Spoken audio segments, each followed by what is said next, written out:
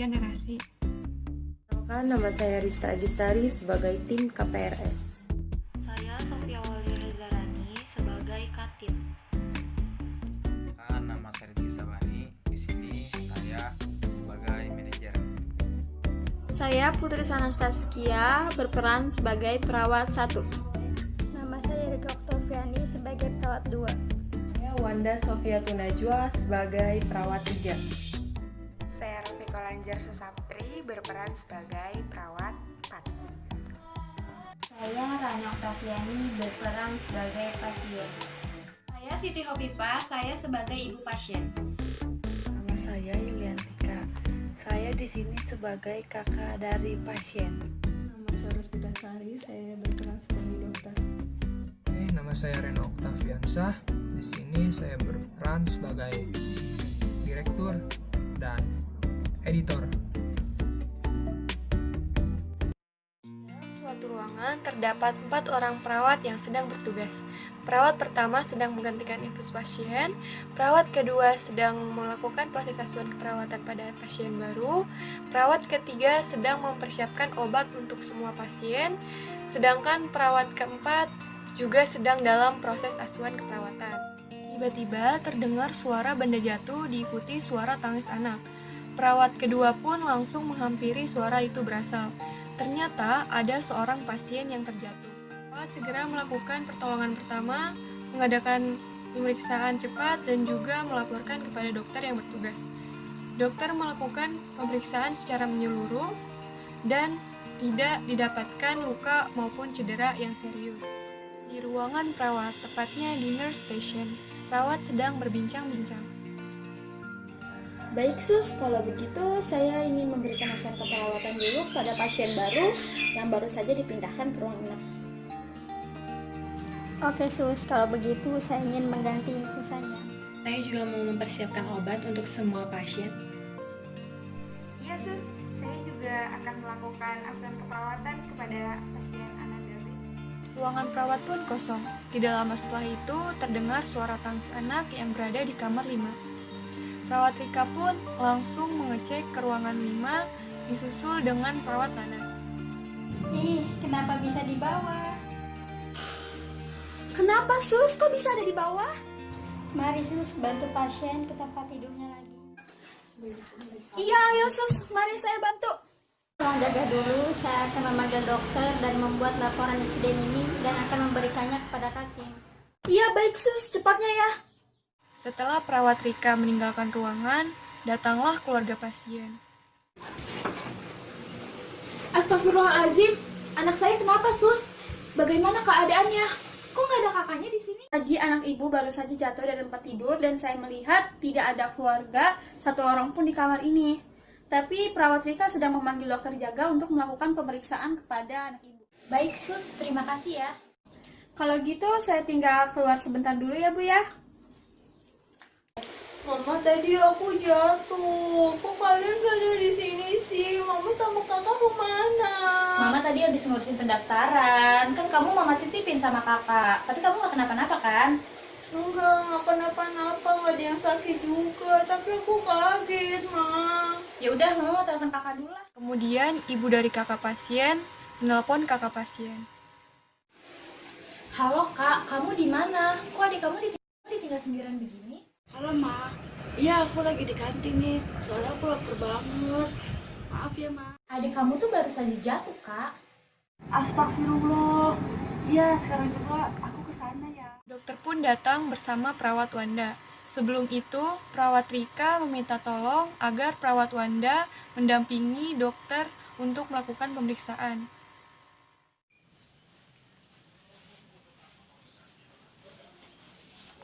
Baik Ibu, saya akan melakukan pemeriksaan. Sebelumnya, apakah benar anak Ibu terjatuh dari tempat tidur? Ya benar dok, tolong diperiksa ya. Takutnya terjadi apa-apa dengan anak saya.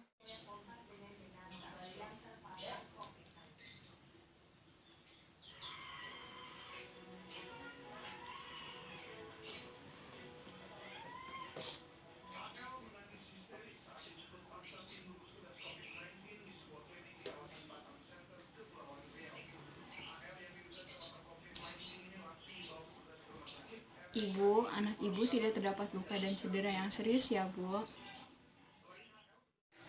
Alhamdulillah, terima kasih ya dok. Bu, mohon sebelum meninggalkan pasien, Ibu bisa memanggil perawat di nurse station atau memencet belnya agar kami bisa menghampiri. Lalu jika Ibu akan meninggalkan pasien, pastikan pagar pengamannya selalu tertutup ya Bu. Baik sus, terima kasih ya. Kemudian Kati memberikan pelaporan insiden. Pak, ini adalah laporan insiden hari ini yang terjadi pada jam 11 pagi tadi. Kronologisnya, pagar pengaman tidak terpasang dan pasien tidak ada yang menemani. Di ruangan ini terdapat 4 perawat, tetapi mereka memiliki tugas dan kesibukannya masing-masing sehingga ruangan ini kosong. Keluarga pasien terdiri dari 2 orang, yaitu ibu kandung pasien dan kakak kandung pasien. Ibu kandung pasien sedang pergi ke ruang administrasi untuk mengurus pembiayaan, sedangkan kakaknya melihat adiknya sudah tertidur pulas, lalu dia meninggalkannya tanpa meminta tolong atau memencet bel pada perawat. Kemudian pasien terjatuh dan menangis. Lalu datang perawat Rika dan perawat Nanas disusul oleh dokter Pita yang sedang berjaga di ruangan tersebut untuk melakukan pemeriksaan. Dan untuk pemeriksaan akan dijelaskan oleh dokter Pita. Baik, saya sudah melakukan pemeriksaan. Alhamdulillah tidak terdapat luka dan cedera yang serius.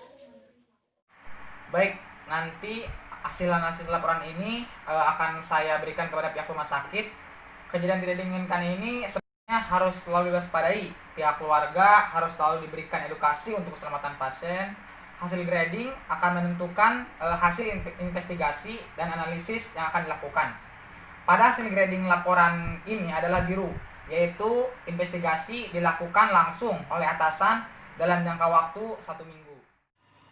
Kemudian setelah manajer memberikan laporan kepada tim KPRS melakukan investigasi sederhana. Setelah melakukan investigasi sederhana, laporan investigasi dan laporan insiden akan dilaporkan kepada tim KPRS. Setelah itu, laporan akan dianalisa kembali oleh tim KPRS untuk menentukan apakah perlu diinvestigasi lanjut atau RCA dengan melakukan regrading.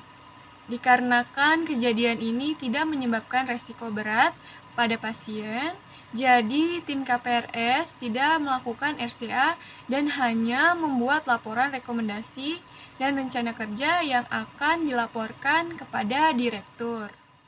Selamat sore Pak, tujuan saya ke sini untuk memberikan laporan rekomendasi dan rencana kerja atas insiden kejadian tidak diinginkan atau KTD.